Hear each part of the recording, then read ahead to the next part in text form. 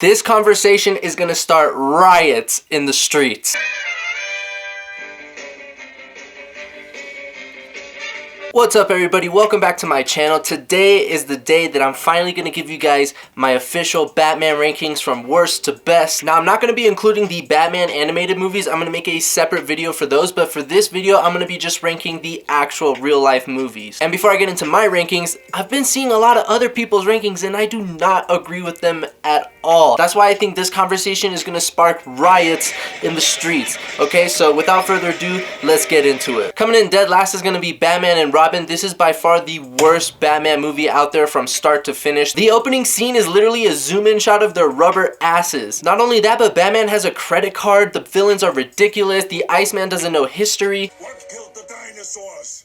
The Ice Age! For you guys that didn't go to kindergarten, it's the asteroid that hit the earth that made the dinosaurs go extinct, okay? Not the Ice Age. And even the people that made the movie admit that it was just a big advertisement for selling Batman toys, and you can see it in the final product. Next up is going to be Batman Forever. This is also directed by Joel Schumacher, and it's definitely better than Batman and Robin, but it's not that great either. Even though this movie has a great cast such as Tommy Lee Jones, Val Kilmer, Jim Carrey, Nicole Kidman, the characters are still a little bit goofy. Jim Carrey is the Riddler, Two-Face, they're a little bit ridiculous. After that is going to be Batman v Superman. I actually like this movie, even though a lot of people didn't seem to like it. I enjoyed it for my part. I do see the flaws in the movie, such as the issue with the appearances with Lex Luthor and Doomsday. I understand that, but I like Ben Affleck as Batman. I like Henry Cavill as Superman. I thought the movie was cool, and come on guys, it wasn't that bad. Next is going to be Batman Returns. This movie has a special place in my heart because it brings back happy memories as a child. It's nostalgic for me, and I just love Tim Burton's style that really shines through in this movie. And maybe for some, that's what makes this movie a little bit ridiculous, but if you do like Tim Burton as a director and his style, then this movie is definitely for you. It's fun, it has a circus act kind of theme to it. I love Danny DeVito as the Penguin. Michelle Pfeiffer as Catwoman is still my favorite till this day. And maybe this isn't the better Batman movie of the two that Tim Burton made, but to me this is the more rewatchable one. And the meow scene is classic. Meow. Coincidentally, the next up is going to be Batman, the 1989 film. I love this movie. I think it's the better of the two that Tim Burton made, and I think that's because of Jack Nicholson's performance as the Joker. I love the Joker. He's my favorite villain, and I think Jack Nicholson is hilarious as the Joker. His performance is comedic. The scene in the museum when he knocks over the statues and messes the paintings, I think is one of the best scenes with the Joker ever to this day. Or when he pulls out that super long gun out of his pants. I mean, this movie is just fun in every way because of him. Next, I have Zack Snyder's cut of Justice League. I think this is way better than Joss Whedon's version of Justice League, and I think this was an awesome Justice League movie that had great villains, great superhero chemistry, and I think Ben Affleck once again is awesome as Batman. However, since it's not just a Batman movie, I'm not gonna rank it that high up on the list. So coming in after that is gonna be The Batman. Now a lot of people are suffering from recency bias, okay, which is a very real thing. They just saw The Batman, they loved it. I loved it too. I thought it was a really good movie, but even with that said, it is definitely not the best Batman movie out there. I cannot believe that people put it as number one so strongly, or even as number two. To me, it's number 4. Maybe I can give you it that it's number 3, but that's as high as it goes for me. Nonetheless, it's a very entertaining movie. It's very well shot. It's beautiful looking. Matt Reeves did a fantastic job. And if you like crime thrillers like Seven, Zodiac, then you're gonna love this movie because it has a crime thriller seeker vibe to it. Colin Farrell as the Penguin is outstanding in this movie, almost Oscar-worthy performance. Then there's like that 2-minute Joker scene at the end, which is pathetic in my opinion, but other than that, the Batman's pretty good. Coming in at number 3 is gonna be The Dark Knight Rises. Now, in my opinion, this movie had the potential to be the greatest Batman movie ever, but they fucked up 2 or 3 things in my opinion that kind of ruined the movie. But I just recently watched it, and it's still a good movie. It's just that those flaws prohibit it from being number 1. Let me start with what I liked about the movie. The soundtrack is awesome. The opening scene was awesome. Bane as a villain is awesome, which is a very hard thing to do, following up the performance of Heath Ledger's Joker, and on top of that he died, so it's like you have to replace him, and Bane is not historically a great villain.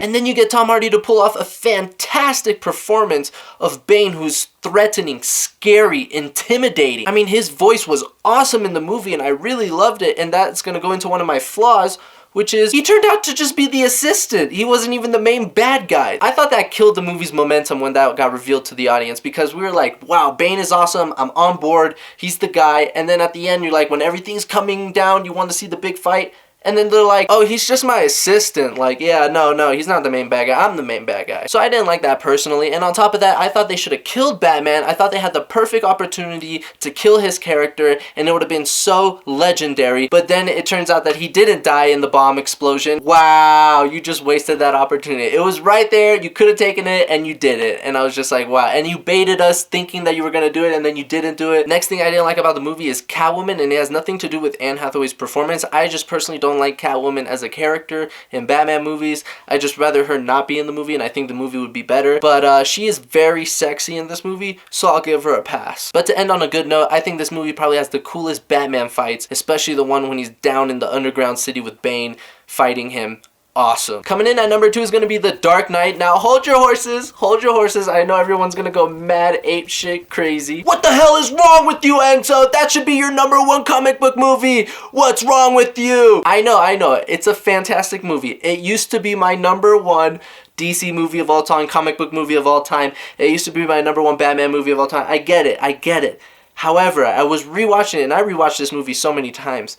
There's a lot of flaws in this movie. Maybe I shouldn't call them flaws, but there's just instances that just don't work for me. And I know they're minor details, that's why I can kind of look the other way, and this movie still holds up as a good movie.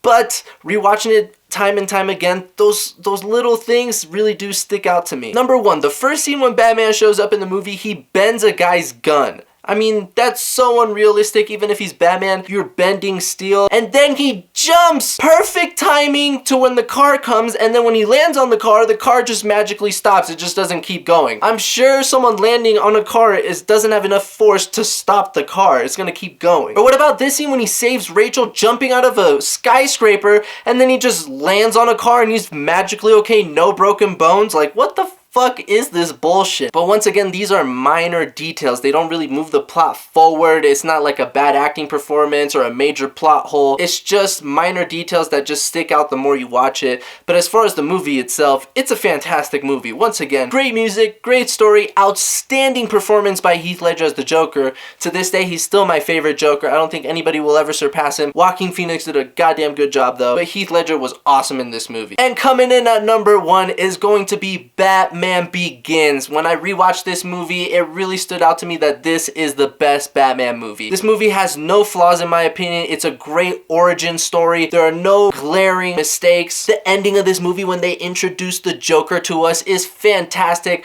I mean, from start to finish, this movie is wonderful. The only thing this movie lacks is a strong villain. Scarecrow doesn't really stand out. I would say any other movie probably has a better villain than this movie. So I can understand why people would put maybe The Dark Knight or another Batman movie over this one as the number 1 spot because it has a better villain. However, story-wise and emotional connection-wise, Batman Begins is by far my favorite Batman movie. And come on, this scene with all the ninjas when he's training at the temple is fucking awesome. I mean, it doesn't get any better than that when you talk about filmmaking. So there you have it, guys. Those are my Batman rankings. I hope you guys enjoyed this video. As always, comment down below what are your guys' Batman rankings. What is your number 1 favorite Batman movie?